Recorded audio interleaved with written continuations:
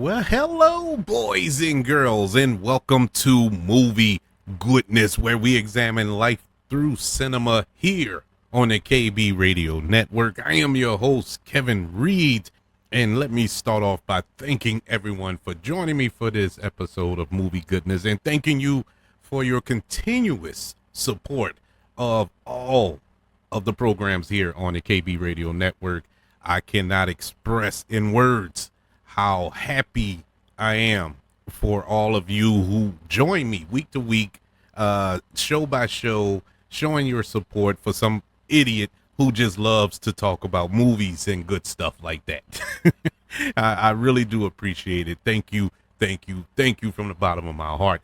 Today we're gonna do a different kind of movie goodness. Normally we talk about a topic and then we review a movie that's related to that topic. But today I wanted to go over San Diego Comic-Con that just took place this past weekend in San Diego, of course, and I'm one of the few who has never attended Comic-Con. I've always wanted to go. It was my dream to go this year.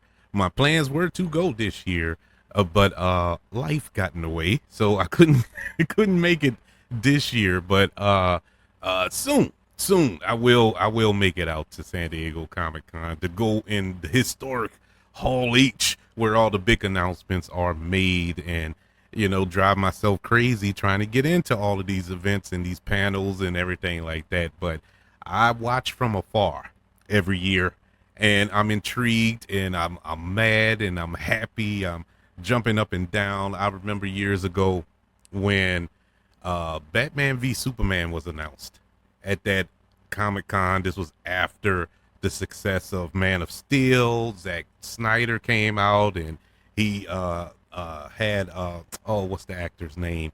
He came out and read an insert from The Dark Knight Returns graphic novel. And at the time when he was reading it, it didn't register. I'm like, wait, that sounds familiar. And when he finished his insert, that's when they showed the Superman logo on the screen, and then it is silhouette by the bat signal in the back.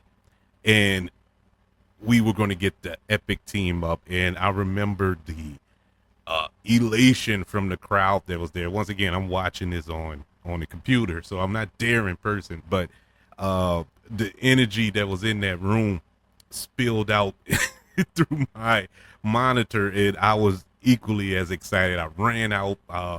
My wife and my daughters were in the front watching TV. They were watching something, and I had the laptop. I'm like, look at this, look at this, look at this. I'm showing them this movie. Now, a couple of years after that, the movie actually came out, and that excitement left. But that's neither here nor there. We're not here to discuss that, but we are here to discuss not all, but some of the highlights from this past San Diego Comic-Con, and some big news that was dropped, namely from Marvel. I'm pretty sure everybody has seen it, heard about it, probably knew beforehand. I had read somewhere beforehand, maybe 2-3 weeks ago, that this was going to happen, this subject that we're going to talk about, and I was skeptical when I read it then, and I was even more skeptical when they revealed it at Comic-Con. So that's a deeper discussion, and that's what really triggered this show. That's what triggered me wanting to talk about what is going on right now. And we're coming off the heels of Marvel's most successful film since Avengers Endgame, in Deadpool and Wolverine, which was excellent. If you haven't seen it by now, I mean, what are you waiting for?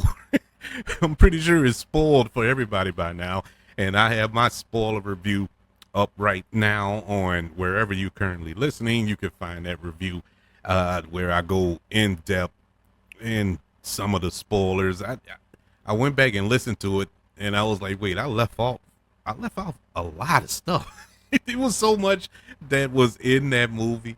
I still end up missing a few things, but one in the near future, I'm going to revisit that film because as of the recording of this episode, I've seen it 3 times. So there's more to discuss about that film. But we're coming off the success of that film. And Marvel was at Comic-Con this past weekend, and they made some really good announcements. It wasn't a wash.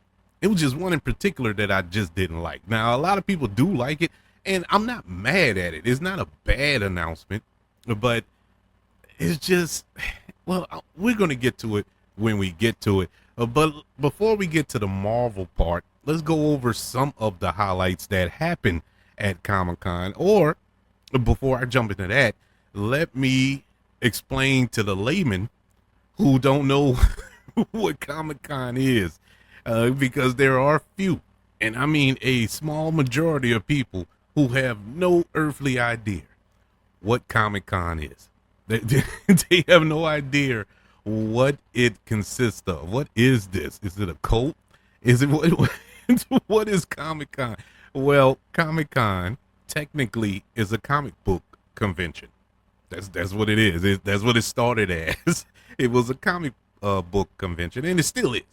But it then morphed into this multi genre entertainment event. You know, it's like it spans different medias. It's not just comic books anymore. It's movies, it's television, it's video games, it's everything in pop culture and in geek culture is at this convention.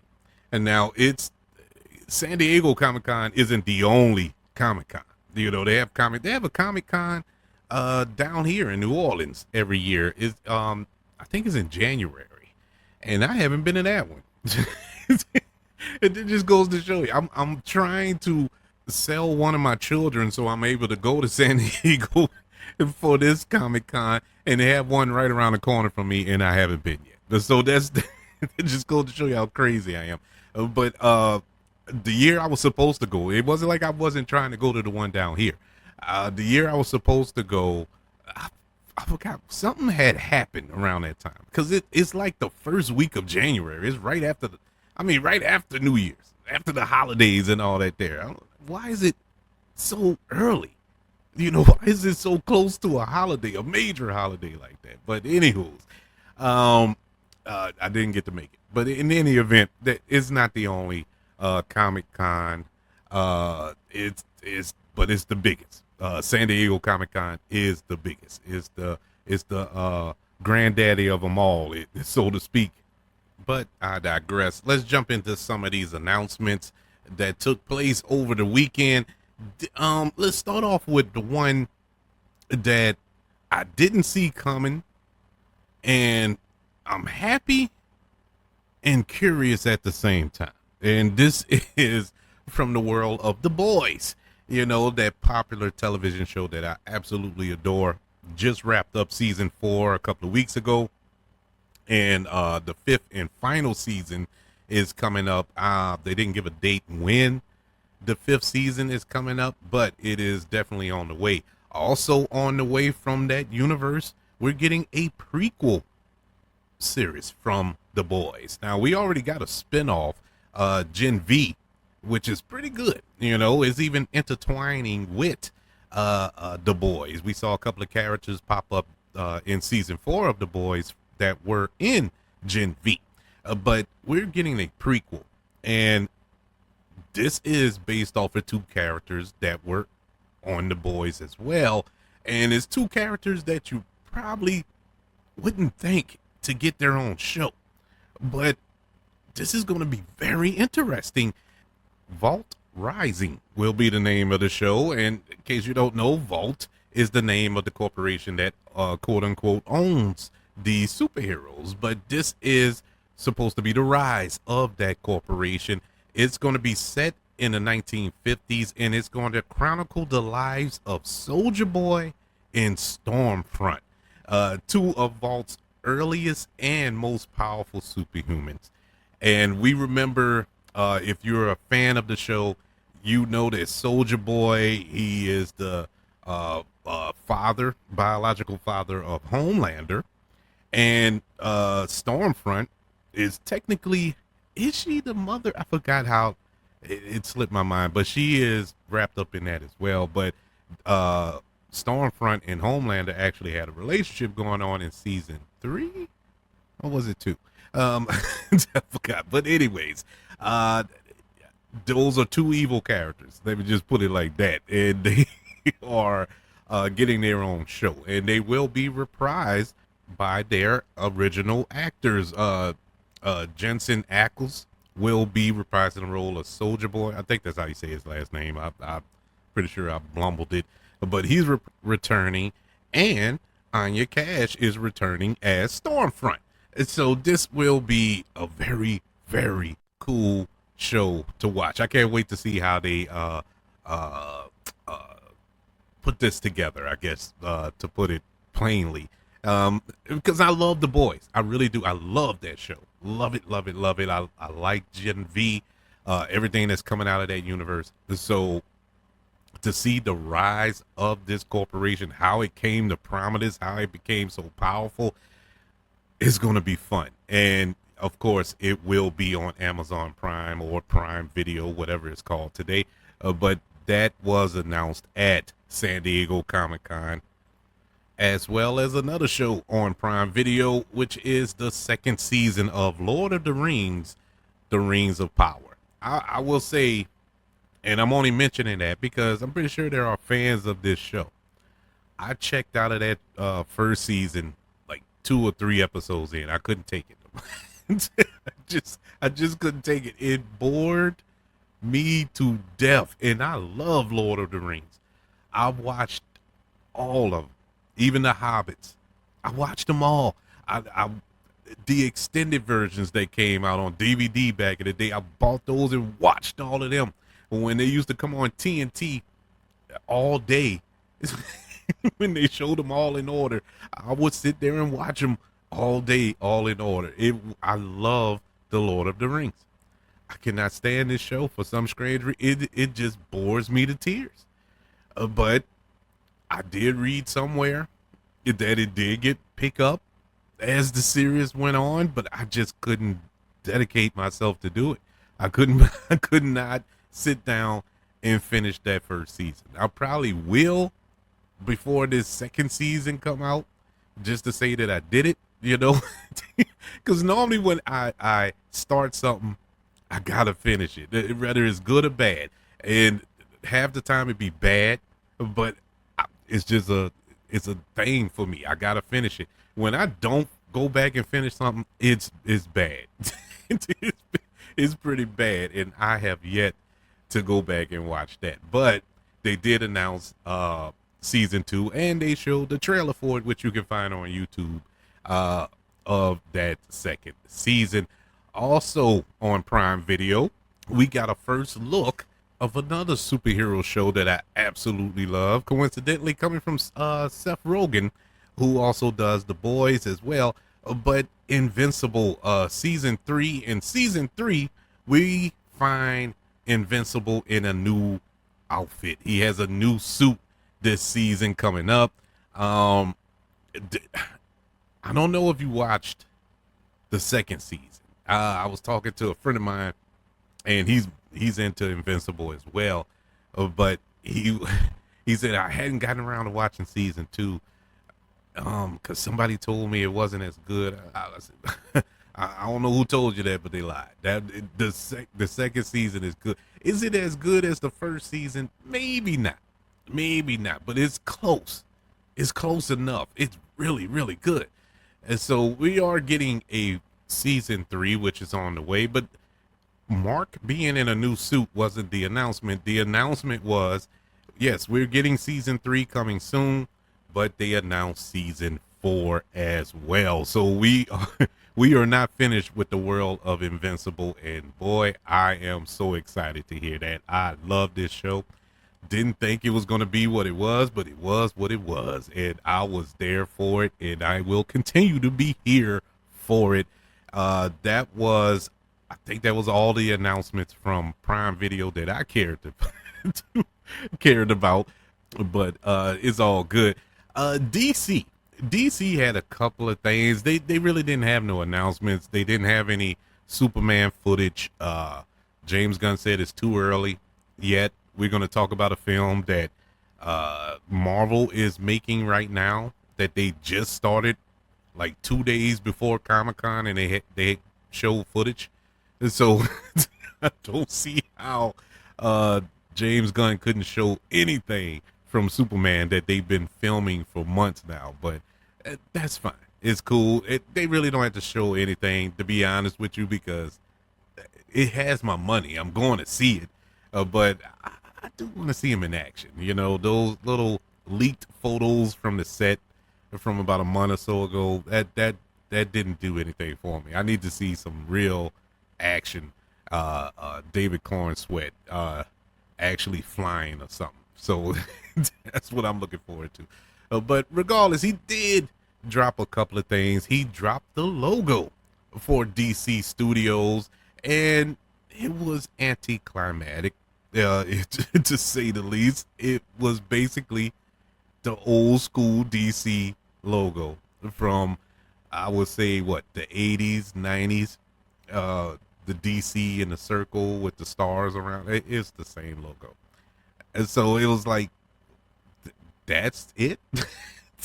You know, I mean, look, it's a logo, so I'm not expecting the anti-life equation hidden inside of it or something like that. I thought it was going to be something. It just went back to the old logo. But at the same time, it's simple, it's sweet. You know what it is. Everybody recognized that logo.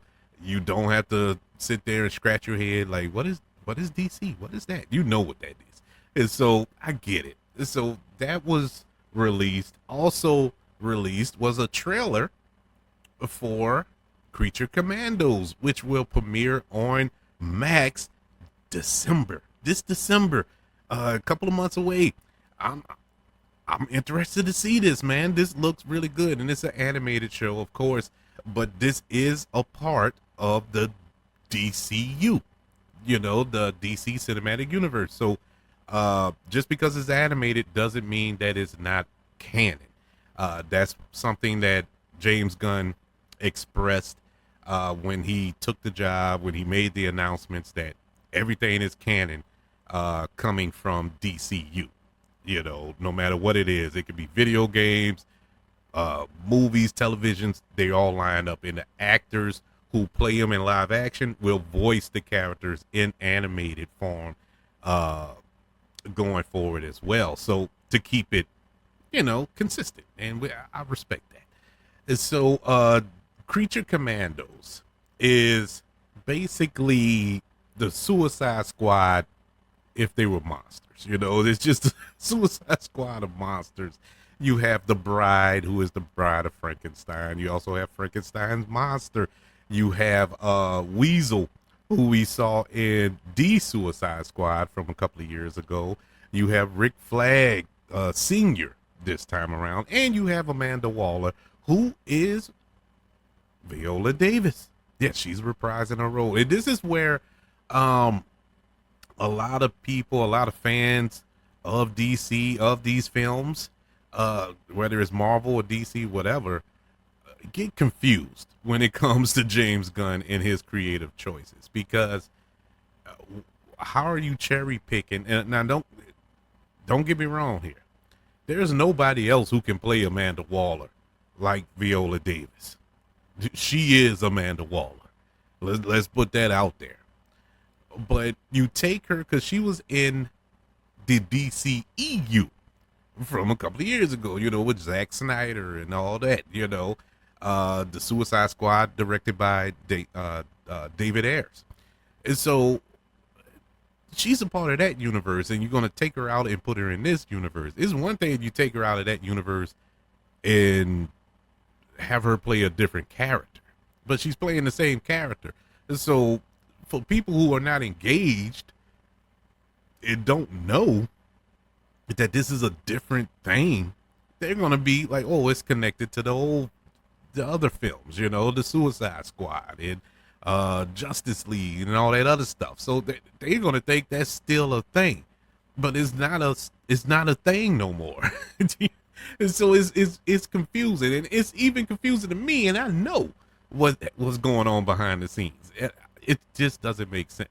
But I understand she's the only one. Well, let me take that back, because that's disrespectful to other actresses in Hollywood. I'm pretty sure they have other actresses who can play this role and play it well.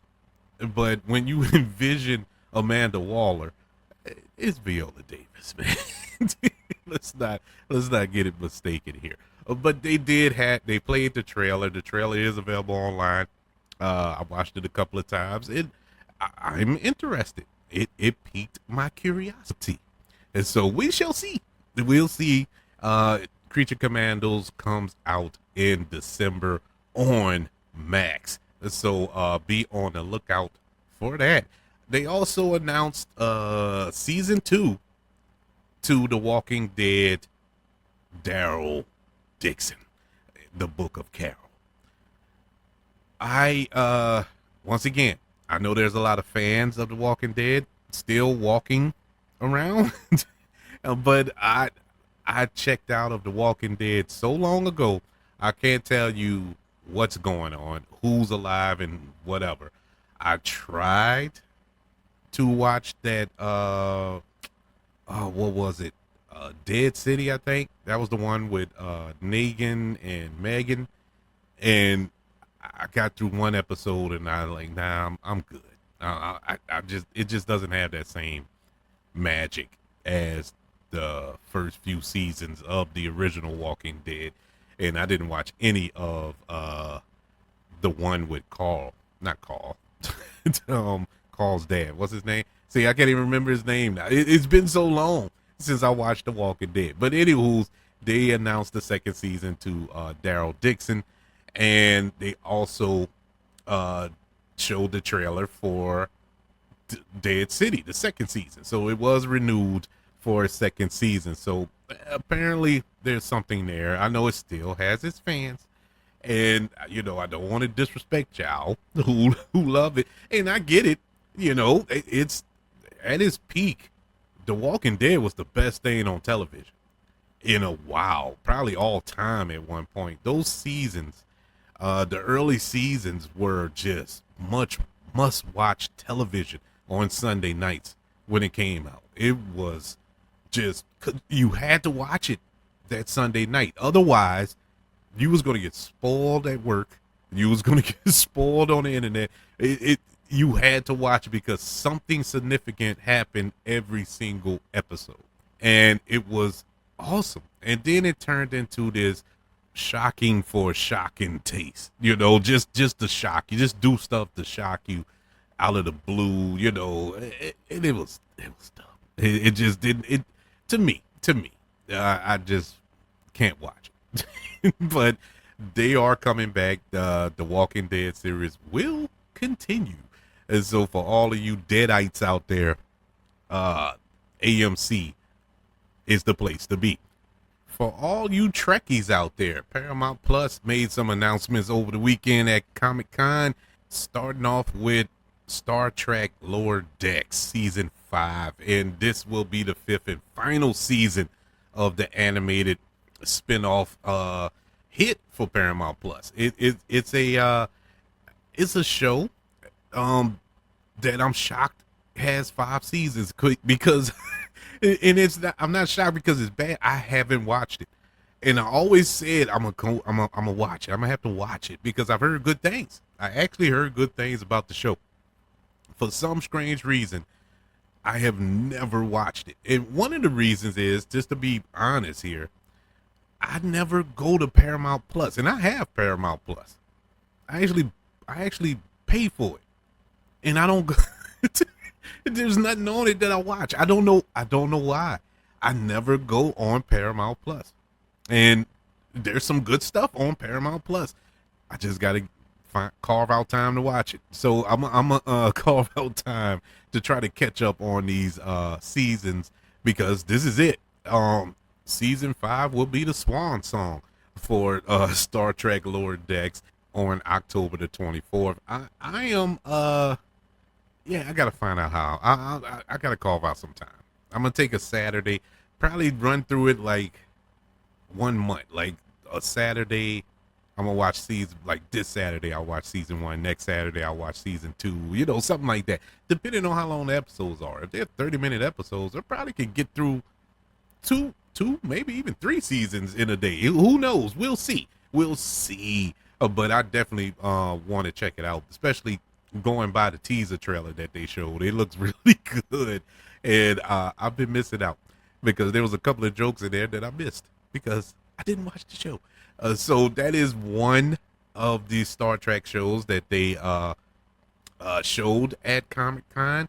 Also, season 3 of Strange New Worlds will drop next year, and they showed a clip of that, and I heard that was a good show as well. Once again, well, I'm not going to keep saying it over and over. I don't watch Disney. I don't watch Paramount Plus, and it's nothing against Paramount. It's one of those forgotten streaming services.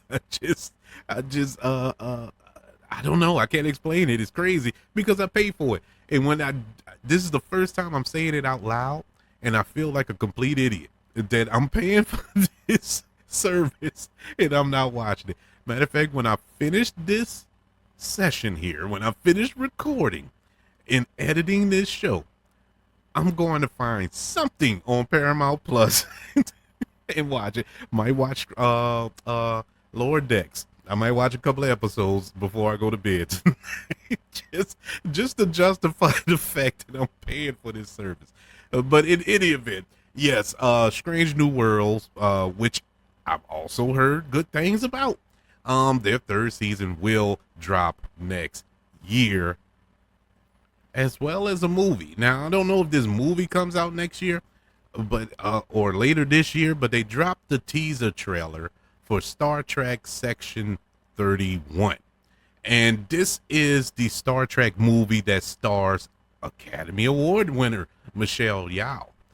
And I was kind of shocked by this because it's going straight to Paramount Plus. I thought it was going to the theaters. It's a Star Trek movie, so why is this not going to the theaters? But it's dropping on Paramount Plus.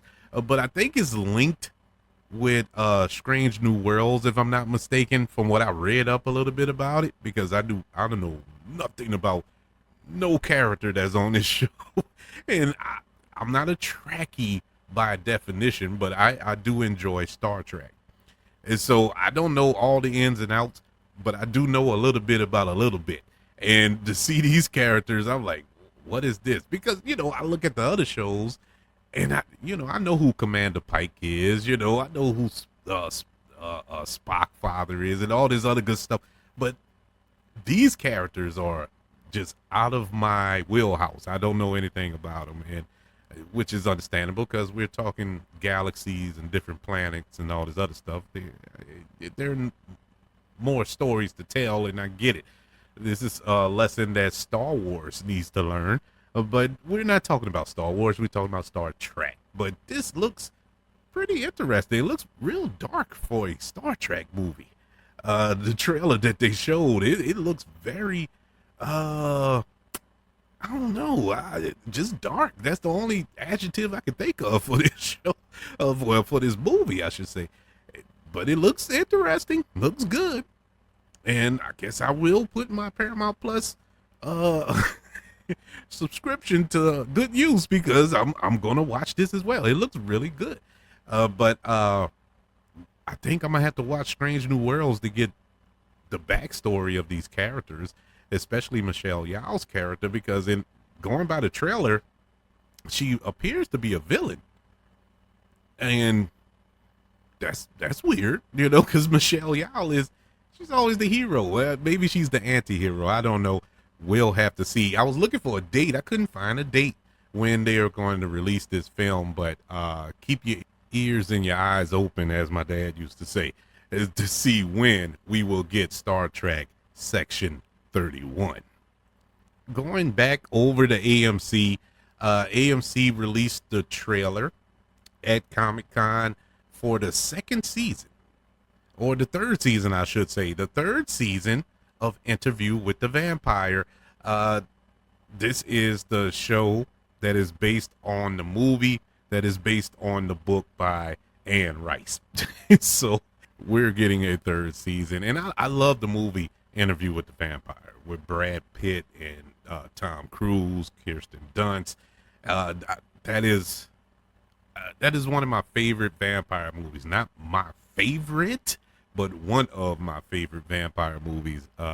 It does get a little bias rating for me because once again it's set here in New Orleans, so it always gets a curve whenever a movie or a television show is set in New Orleans. But this show, never got around to watching the show yet again. I know I'm sounding like a broken record today, but the reason for me keep saying that I'm constantly saying that about these shows and movies is because the trailers that they released at this convention got my curiosity. I'm really like, man, this looks good. Because before this, prior to this, I saw nothing related as far as promotional material is concerned. And for 3 seasons or 2 seasons prior concerning Interview with the Vampire.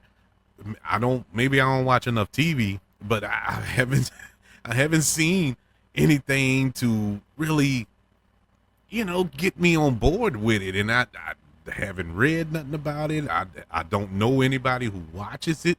And so it's not in my purview. And so it falls to the wayside. And so when I see something like this trailer looks amazing. It's a new type of look to this material. The interview process, is kind of updated because it's in a documentary style, as opposed to the film back in the day when it was a newspaper reporter. Well, newspapers today is a dying industry, so you got to kind of up the ante, and documentary style is the way to go, man. I think that's interesting. Now, the previous 2 seasons probably did it like it did in the movie, in the book, but this season looks like it's going to be more of a documentary interview style, and count me intrigued because I love documentaries and I love vampires. Put the two together, you have Kevin Reed on board. And so you have that coming out on AMC. I don't know what the date is again, but season 3 is on the way. Moving over to the big screen. And this already had my money. This is a property that I love dearly with all my heart and soul, even the bad ones that I can openly admit are horrible. It's still a franchise that I adore, and it is Alien Romulus, that is coming out in theaters in a couple of weeks. They didn't release the trailer for the movie, but they released the trailer for the VR game. And I watched that thing. I don't have VR, but I just watched the, gameplay or whatever. There's no way on God's green earth that I would play that game. There's no way. I would die. I would, no way I could do that. No. It's going to be hard enough for me to watch that movie. And I don't scare like that in movies, in horror movies. I love horror movies, but I don't get scared to the point where I feel like I'm going to jump out of my seat. Alien Romulus feel like I'm going to jump out my seat, and I can't wait. And now the video game, the VR game, will be released this holiday season. It's called Alien Rogue Incursion, for your VR pleasure. God bless you for wanting to play it. I hope that you take your heart medication and everything that you that you need for enjoyment of that game. All right, let's get to it. I know I've been playing around with y'all, toying with y'all. Let's get to the meat and potatoes. Okay, we ate the vegetables. We you know, drunk, sipped the tea. Let's get to the main course. And of course, Marvel made an appearance at Comic-Con. This is weird timing for Marvel because this is the exact same weekend. Like I said to start off the show, the exact same weekend as Wolverine and Deadpool, or Deadpool and Wolverine, however, same movie. This is the same weekend that film came out to a huge success. I think the movie made what $215 million opening weekend, and I think 15 million of it was mine. But it's amazing. It deserves every penny and more. And so, how do you top that? How do you top that? Uh, there's a lot coming down the pike for Marvel Studios. At least it was before they had to do this soft little course correction in their plan. Let's not forget the Marvel Studios plan as of right now. We are in phase 4 or phase 5. No, we're in phase 5. We are in the middle of the multiverse saga. The multiverse saga has crashed and burned. This was supposed to be centered around one main villain, just like the Infinity Saga was centered around Thanos with the Infinity Stones. The Multiverse Saga was supposedly going to be centered around King the Conqueror, who was played by Jonathan Majors. Jonathan Majors messed it up. And so instead of recasting him, and I kind of get it, but at the same time, I don't. Part of me is like, won't they just recast him and be done with it? The other part of me is just be done with it, period. Because Jonathan Majors aside, this saga has not worked at all. You've had 12 films, I think, 11 or 12 films that has come out since Endgame.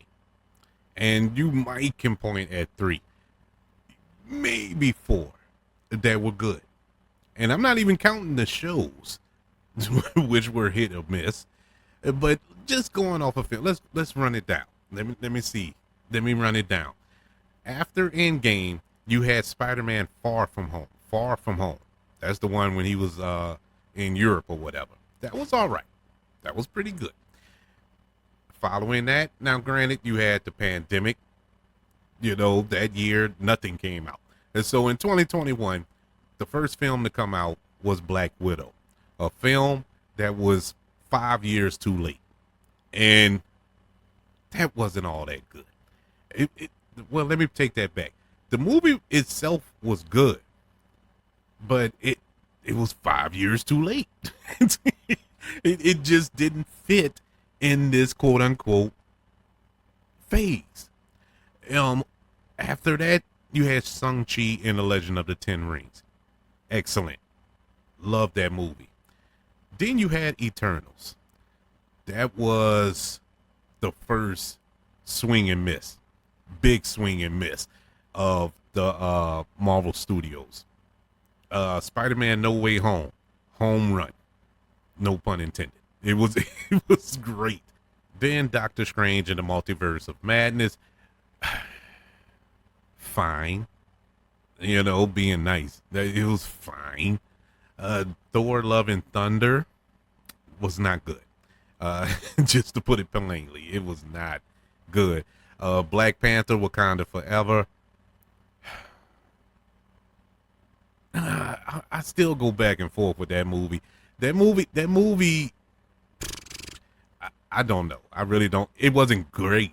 It wasn't the first Black Panther, which was excellent. It's far from that.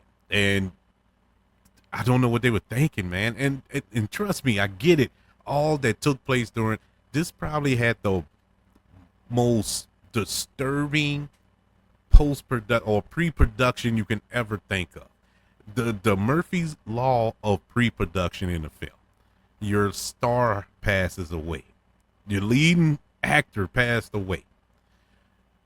The replacement, what's her name, Sherry, who plays Sherry, she catches COVID.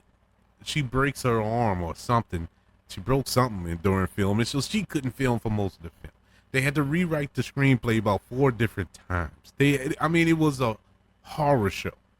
It's a miracle that movie got made. And so I commend them for that. But they just sort of left it alone. Either recast Chadwick Boseman, which at the time they announced that, it was fresh. He had just passed away. And I get it. Emotions were high. And I was on board too. Nah, don't recast. But no, they needed to recast. They needed to recast T'Challa. But whatever. After that, you get Ant-Man and the Wasp: Quantumania. Swing and a miss. Guardians of the Galaxy Volume 3. Really good. The Marvels. Not good. And then we got Deadpool and Wolverine, which you can say saved us. Us being the Marvel Studios fans, this MCU fandom here, because they needed this. Another loss would be just monumentally bad. And now, coming down the pike, we already know in February we're getting Captain America: Brave New World, and Thunderbolts, which come out in May. Both films next year, February and May. Those films, they showed footage at Comic-Con this past weekend. We already saw the trailer for Captain America: Brave New World, if you went to see Deadpool and Wolverine, or if you know what YouTube is. And so you've seen the trailer for this movie. It looks good. We get Red Hulk. I'm not spoiling anything. It's Red Hulk. It's in the trailer. And so we're getting that.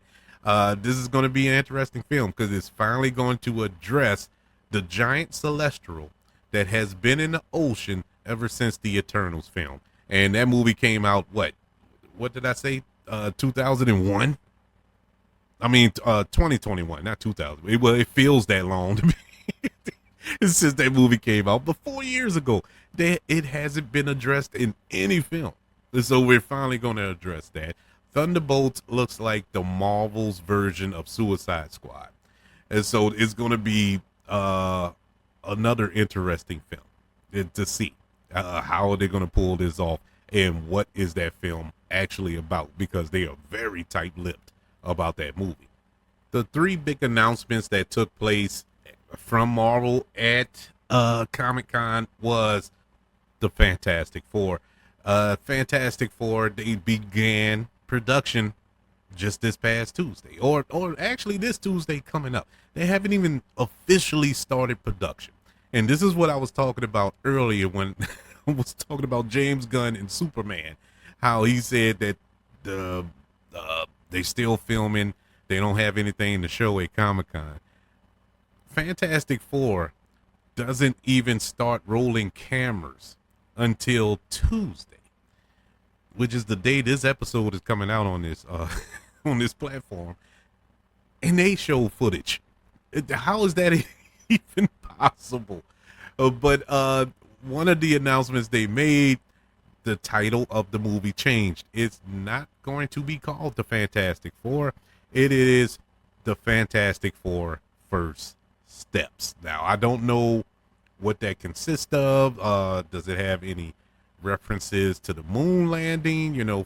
First steps for the first family in Marvel, or I don't know. I don't know what it's referencing, but I don't care. This looks good. The cast is amazing. Pedro Pascal, Vanessa Kirby, Joseph Quinn, who my daughter is in love with, and what's his name from The Bear? I'm blanking on it. But old boy from The Bear, he's playing Ben Grimm. And they showed some footage. Didn't get to see any of the footage, but I did see screenshots. And the screenshots look really interesting. They showed concept art of the world that they are in. This, obviously is not the sacred timeline. This isn't our timeline, the 616 timeline, but it is it's going to be interesting to see how this is going to affect our timeline. By the end of this, will they merge? Will an incursion happen or whatever? I don't know. We'll have to wait to see next year on July the 25th. But we did see pictures of them together eating at the table. We saw Reed Richards in a classroom teaching. We got to see Ben Grimm as the Thing, even though it was silhouetted. We didn't actually see him, but we saw the silhouette of him, and it looks fantastic, no pun intended. I actually like how he looks. It's not the typical bolder look that we got in the previous Fantastic Four films from Fox, but the money shot of the little footage that they showed was Galactic's. We got to see his eyes looking inside of the Baxter building. Now, for all of us comic book purists, we immediately hand went to head and started to scratch it. Like, wait, Galactic's is the size of a planet. How is he the size of a building in this movie? Well, I'm all right with that. I'm actually okay with that because them taking on a planet-sized villain, it just wouldn't translate well on screen, I feel. And so if they do it like this and he's just the size of the Baxter building, actually he's bigger than the building anyway, but I'm cool with it. But it's a very haunting image of these giant I forgot what it's called. It's some type of phobia. I saw it online and I have it. When there's these big statues and stuff like that, it freaks me out. I forgot the name of it, but I don't like that. I don't like big things that shouldn't be that big. Abnormal big things, man. It is weird, but that freaked me out. But I'm enjoying getting freaked out by it. I can't wait to see how this all comes together, and it will come together on July the 25th, 2025. The Fantastic Four first steps. It was cute to see them. They brought them out on stage, and then you had the Fantastic car come out. They got in it, and it hovered them out of the building as they traveled to London to finish. Well, not finish, but start filming on this film.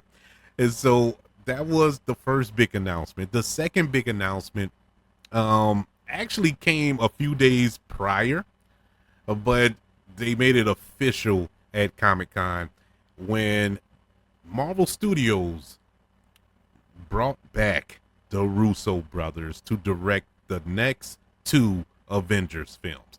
The Russo brothers directed Endgame and Infinity War. I'm good. we got it. I mean, these guys know it. They know what they're doing when it comes to these characters.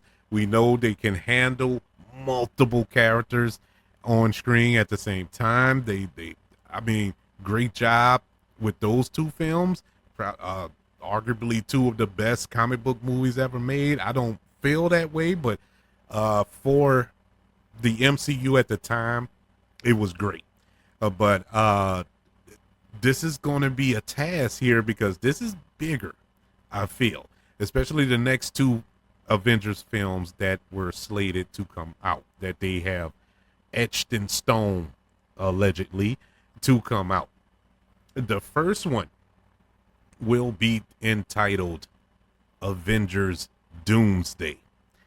And that was originally Avengers the Kang Dynasty. Marvel has quickly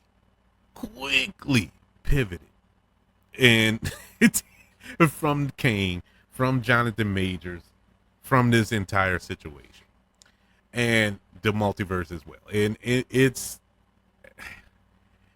an act of desperation, I feel. It's really a hasty decision Um, I understand the Jonathan Majors of it all. I get it. We can't have him in the movies. We he's done. He's done with it. I'm not mad at that. I understand that. I'm on board with that. But that don't mean you just forget about the character. I mean, it's so much that was set up, and they just let it. We just supposed to forget. We're supposed to forget Loki season 2. We're supposed to forget Ant-Man and the Wasp: Quantumania. I mean, not only that, Moon Knight. I know a lot of people want to forget these properties that I'm talking about, but they set up a lot in involving Kang, and we're just going to forget.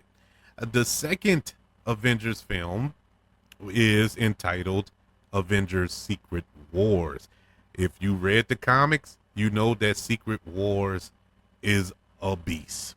Secret Wars is everybody. Is every Marvel character in one movie.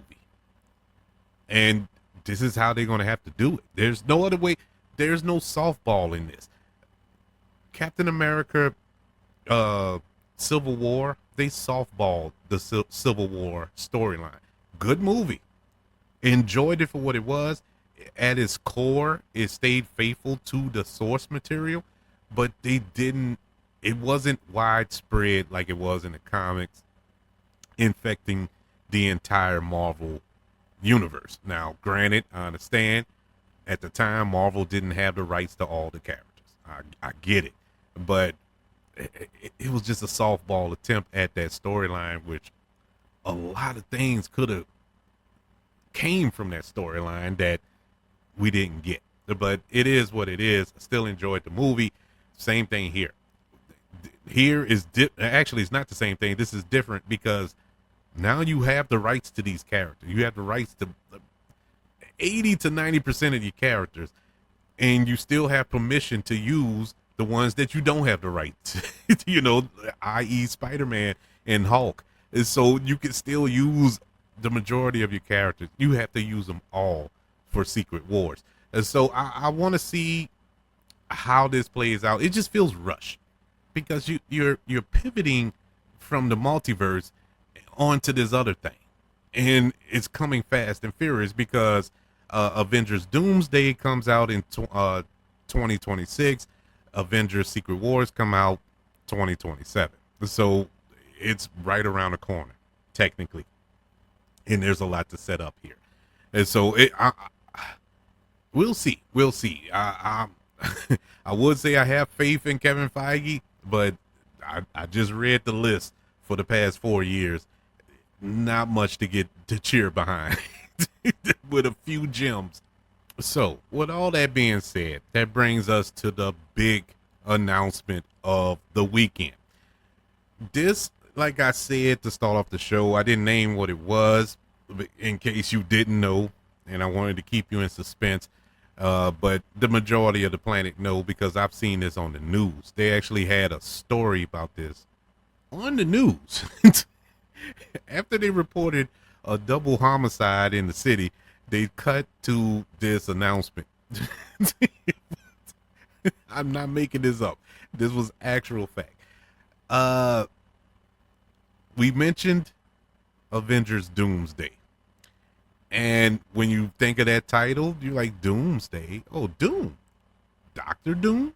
Victor Von Doom? Okay, they're bringing Dr. Doom into the MCU proper, which is a no-brainer because the Fantastic Four is coming in.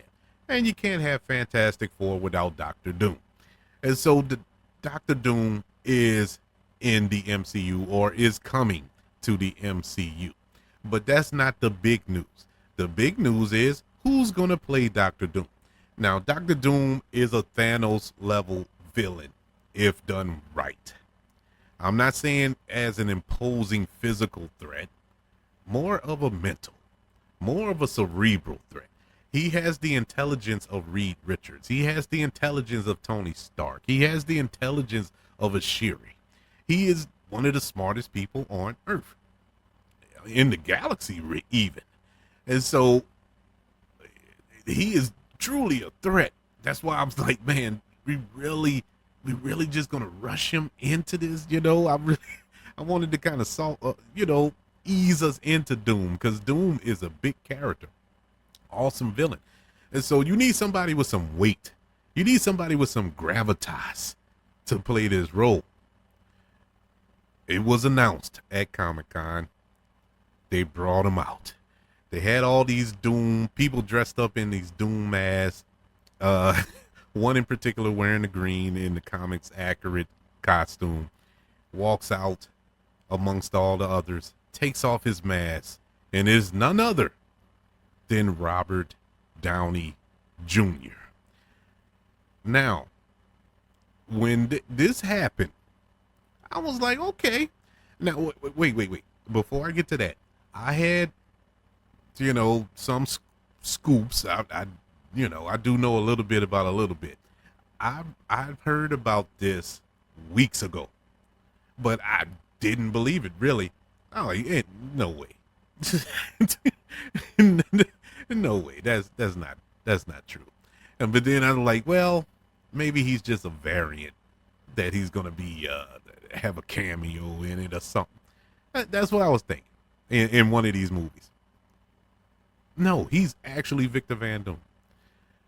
When they announced it, and I'm looking, I'm looking on Twitter at this video, and I'm like, wait, they serious with this, and he's serious with it.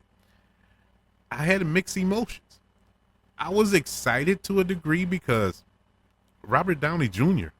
is an amazing actor. The man just won an Oscar a couple of months ago for Oppenheimer.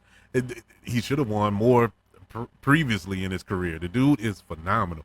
The job he did with Tony Stark, he is the reason for the MCU. Let's be real.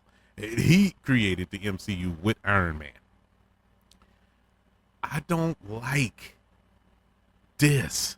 You remember when I said about recasting T'Challa, recasting Kane, it's not the end of the world because a certain actor can't play the role no more, or is not right for the role right now, or whatever the case may be.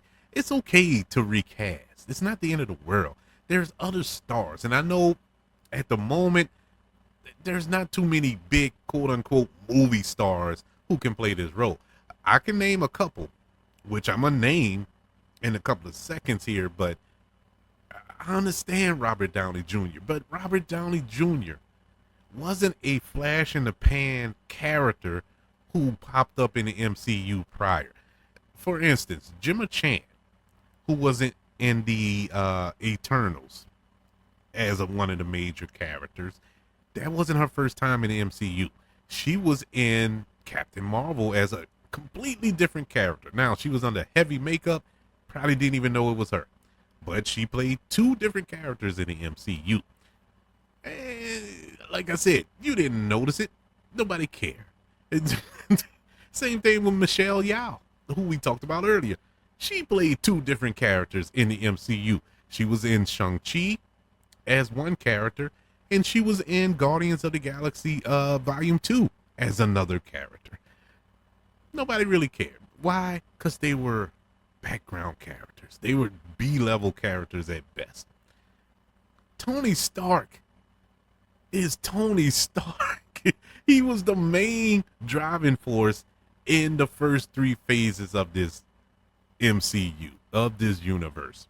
And still to this day, they still talk about Tony Stark in these films, and he's dead and gone. The character is.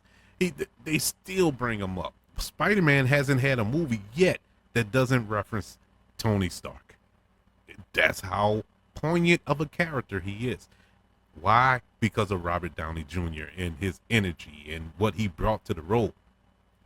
To quickly pivot and make him the villain is, once again, I don't think is a horrible, disgusting idea if they do it right. Okay, he's a variant in another universe. Tony Stark is actually Victor Von Doom. That's all. That's actually comic accurate. There is versions of the comics where Tony Stark is Doom or something like that, or Doom is Tony Stark or is Iron Man. I forgot. I need to brush back up on my comics, but they do intertwine a lot because they're similar in a lot of ways. They both come from money. They both are super intelligent, and they both are behind iron mask. you know, one just chose to be not so much evil, but he is, because Doctor Doom in some comic runs is more of an anti-hero as opposed to a villain. And so there are times when he's a hero, but for the most part he's the villain. But I don't know. I'm rambling on, but I'm just confused by this decision. Really, truly. Does it mean I'm not gonna go see the movie? No. Yeah, I'm going to see the movies. What are you, crazy? Yeah, I'm going to see him, and I know he's going to do excellent. And Robert Downey Jr. He's gonna kill it. He's gonna kill the role. I have zero doubts about that. I guess I'm thinking in the frame of mind of people who are not in the know. You know, just the layman, those who just go to watch movies and don't know about variants, don't know about the multiverse and different universes and different versions of this person and this, that, and the third. They'll go and like, wait, I thought Tony Stark died in the other movie. Why is he back? They're going to think it's Tony Stark. You know, that's who I'm thinking of. Me, I'm a no. You probably know. There's a lot of people, and I mean a lot of people, who going to be confused as I don't know what. And so that's who I'm thinking of. And I don't know. It's a risk. They're taking a swing, but we'll see how this pans out. But those were the big announcements from Comic-Con. Not a big one. This wasn't a big year. This was kind of a poo-poo year, to be honest with you. I was expecting more. We didn't get anything about Blade. I guess Blade is done because Blade was supposed to come out next year. They haven't started Blade. They don't even, I don't think Blade is going to happen. And if you watch Deadpool and Wolverine, I don't think Blade is going to happen. I'm not going to spoil nothing for you, but the Mahershala Ali Blade movie, I think that's over. I think that's dead in the water. And that's sad because I was hyped up to see what Mahershala Ali can do in that role. I really was. I was super excited. Coincidentally, it was 5-6 years ago at Comic-Con that they announced Mahershala Ali will be Blade. Brought him out on stage, and that was the big announcement at the end. And here we are. We haven't seen him yet. They haven't done anything. We heard his voice in the Eternals at the very end, but that was it. Nothing else. So it is what it is. But that was Comic-Con in a nutshell. Just a few of the highlights of that weekend. Some real good announcements. Really good announcements. Some puzzling. Nothing bad. Just puzzling. Like I said, it just, for Marvel, speaking in Marvel's panel, it just felt a little desperate, bringing back the Russos, bringing back Robert Downey Jr. That it looks like, okay, let's go back to the well. The new crop ain't working, and I don't want to blame it on the new crop. I think it's just the material that they had to work with. It wasn't conducive, man. It wasn't in it wasn't executed properly, and it's a shame because there was some really good characters in the past 2 or 3 phases that I think could have done something going forward. Shang-Chi, Moon Knight, if they would have done that right. Still don't know about White Vision. Where is he? It's just a lot going on. Kate Bishop and all these other characters. Where they at? I think the only way to cure this problem that the MCU is having right now, X-Men. That's the announcement they need to make. That they need to start that going. The mutant saga. Let's go. This weekend proved it. Deadpool and Wolverine proves it that we are craving some mutant power. So let's get it, Kevin Feige. Let's make it so. But I would like to know, which announcement are you excited about? How do you feel about Robert Downey Jr. returning to the MCU as Doctor Doom? Do you think it's a smart move or confusing, or they should have? Do you feel like that's what's the word I'm looking for? Oh Lord, where is it at? Anyway, disrespecting the death of Tony Stark. Is that is it taken away from that sacrifice by bringing him back, even though he's a different character? I would love to know. Email the show, kbradiopodcast@gmail.com. You can also search for the show on all social media platforms. Just search for the KB Radio Network. Also, subscribe to the KB Radio Network channel on YouTube and like this video if you don't mind. Don't forget about the 5 stars, the reviews, and sharing this show. If you're listening on Apple Podcasts, Spotify, iHeartRadio, wherever you are currently listening to movie goodness here on the KB Radio Network. Everybody, thank you for joining me for this rundown of the 2024 San Diego Comic-Con. Fingers crossed for next year that I will be in the building when they make all of these juicy announcements. I want you all to know that I love you, continue to love everyone, and until we speak again, you all be blessed.